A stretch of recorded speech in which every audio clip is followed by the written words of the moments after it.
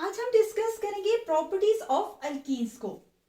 याद रखिए कि अल्कीन्स अनसैचुरेटेड हाइड्रोकार्बन्स हैं। वो इसलिए क्योंकि यहाँ पर मौजूद कार्बन एटम्स के दरमियान एटलीस्ट वन डबल बॉन्ड का मौजूद होना जरूरी है, जो कि रिप्रेजेंट करता है अनसैचुरेटेड हाइड्रोकार्बन्स को। अब सवाल ये है कि अल्कीन्स क्या सॉलिड, लिक्विड या फिर गैसियस स्टेट में एग्जिस्ट करते हैं। याद रखिए कि अल्कीन्स की first three members C2, C3 and C4, यानी C2 रिप्रेजेंट करता है इथीन को, C3 रिप्रेजेंट करता है प्रोपीन को एंड C4 रिप्रेजेंट करता है ब्यूटीन को।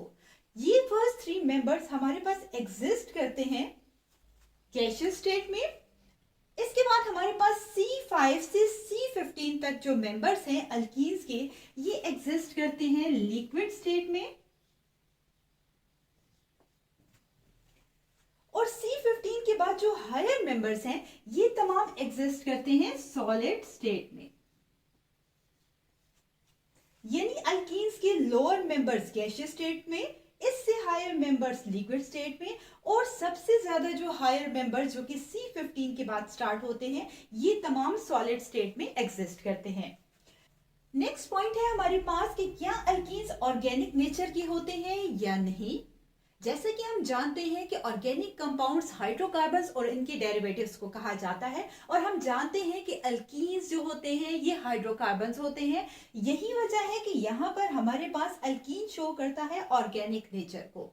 नेक्स्ट पॉइंट है कि हमारे पास क्या अल्कीन सॉल्युबल होते हैं या इनसॉल्युबल होते हैं, यानी ऑर्गेनिक कंपाउंड्स और इनऑर्गेनिक कंपाउंड्स में अल्कीन्स की सॉल्युबिलिटी क्या है। जैसे कि हमने डिस्कस किया कि हमारे पास अल्कीन्स ऑर्गेनिक कंपाउंड्स होते हैं, और हम ये जानते हैं कि लाइक डिसॉल्व लाइक फिनोमेना के मुताबिक अगर कोई ऑर्गेनिक कंपाउंड होगा तो वो ऑर्गेनिक सॉल्वेंट में, जबकि इनऑर्गेनिक कंपाउंड इनऑर्गेनिक सॉल्वेंट में ही डिसॉल्व होता है या सॉल्युबल होता है। तो अब सवाल ये है कि फॉर एग्जांपल हमारे पास एक तरफ मौजूद है अल्कोहल और दूसरी तरफ हमारे पास मौजूद है H2O यानी वाटर।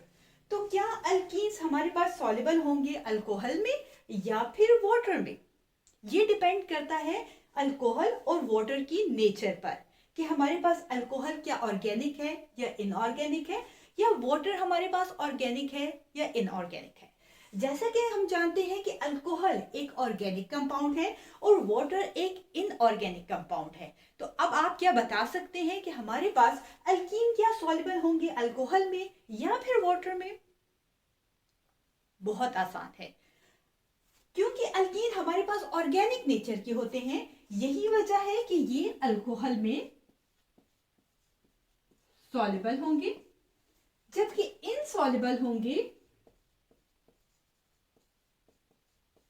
वाटर में, क्योंकि अल्कोहल ऑर्गेनिक नेचर का है और अल्कीन्स भी ऑर्गेनिक नेचर के होते हैं। और हमारे पास अल्कीन यही वजह है कि अल्कोहल में सॉल्युबल होंगे, जबकि वाटर का इनऑर्गेनिक नेचर होता है, ये एक इनऑर्गेनिक कंपाउंड है। यही वजह है कि अल्कीन्स वाटर में सॉल्युबल नहीं होंगे।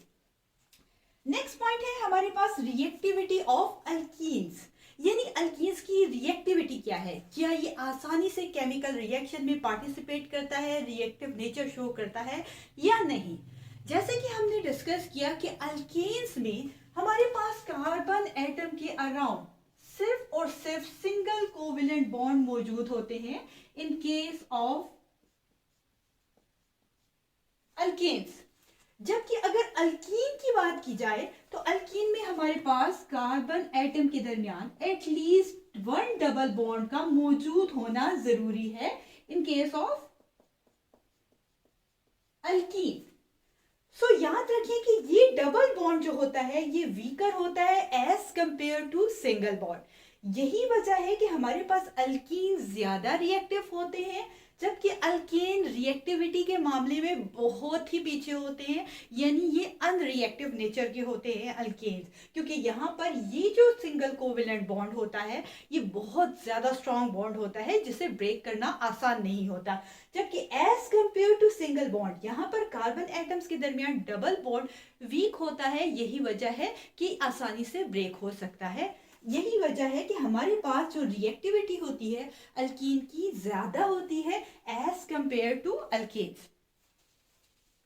अब एक और कॉमन क्वेश्चन जो कि पूछा जाता है कि अल्कीन्स में हमारे पास कार्बन कार्बन जब डबल बॉन्ड बनाता है तो इसके अराउंड कितने एटम्स अटैच होते हैं। अब यहाँ पर आप देखिए, याद रखिए कि कार्बन जिसके वैलेंस शेल में हमारे पास 4 इलेक्ट्रॉन्स मौजूद होते हैं और हम जानते हैं कि कार्बन को अपने ऑक्टेट को कंप्लीट करने के लिए फर्दर 4 मोर इलेक्ट्रॉन्स रिक्वायर्ड है। यही वजह है कि ये इलेक्ट्रॉन की शेयरिंग कुछ इस तरह से करता है कि इसके वैलेंस शेल में 8 इलेक्ट्रॉन्स कंप्लीट हो जाए। अब कार्बन सिंगल बॉन्ड भी बनाता है, डबल बॉन्ड भी बनाता है और ट्रिपल बॉन्ड भी बनाता है। याद रखिए कि कार्बन जब कभी सिंगल बॉन्ड बनाएगा 4, तो इस केस में इसके अराउंड 1, 2, 3 एंड 4 एटम्स अटैच होंगे। इन case of carbon carbon double bond हमारे पास क्योंकि ऑलरेडी 2 बॉन्ड इसने बनाए हुए हैं तो 2 और यहां पर ये बॉन्ड बनाएगा। ठीक है, इस तरह से टोटल 1, 2, 3 एंड 4 बॉन्ड इसके कंप्लीट हो जाएंगे। इसी तरह से अगर कार्बन कार्बन ट्रिपल बॉन्ड बनाएगा तो इस केस में ये फर्दर कितने बॉन्ड बनाएगा। ऑलरेडी 1, 2, 3 बॉन्ड बनाए हुए हैं तो ये फर्दर 1 मोर बॉन्ड बनाएगा ताकि इसके टोटल 4 बॉन्ड कंप्लीट हो जाए। अब सवाल ये है कि यहाँ पर एटम्स कितने कितने अटैच होंगे। यहाँ पर देखें, जब कभी कार्बन 4 सिंगल बॉन्ड बनाता है तो यहाँ पर आप याद रखिए, फॉर एग्जांपल हम हाइड्रोजन को यहाँ अटैच कर रहे हैं तो यहाँ पर 4 एटम्स अटैच हो गए इन case of single bond. Double bond के केस में इस कार्बन को लेते हैं, इस कार्बन ने ऑलरेडी 2 बॉन्ड्स इस कार्बन के साथ बनाए हुए हैं। ठीक है, अब यहाँ पर ये 2 बॉन्ड बनाएगा तो ये हमारे पास 2 हाइड्रोजन यहाँ अटैच हो गया। सो टोटल इस कार्बन के around 1, 2 and 3 atoms in case of double bond attach होंगे। जबकि इन केस ऑफ ट्रिपल बॉन्ड हमारे पास कितने एटम्स यहाँ अटैच होंगे। इस कार्बन ने इस कार्बन के साथ 3 बॉन्ड बनाए हुए हैं, सो एक एटम ये हो गया और एक बॉन्ड यहाँ पर ये बना रहा है हाइड्रोजन के साथ। So in case of triple bond हमारे पास इस कार्बन के अराउंड 2 एटम्स अटैच है।